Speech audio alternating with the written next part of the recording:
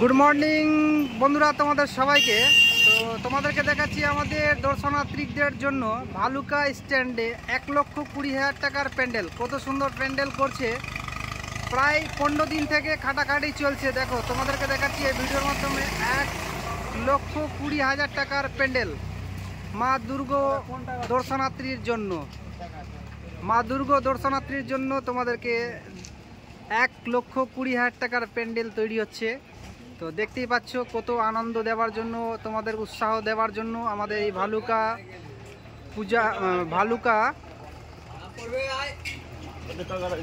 পূজা কমিটির পক্ষ থেকে 1,20,000 টাকার প্যান্ডেল বানিয়েছে। তো দেখতেই পাচ্ছ এইটা হচ্ছে আমাদের ভালুকা মোড়। এই মোড়ে গেটটা তৈরি হচ্ছে, কত সুন্দর একটা গেট।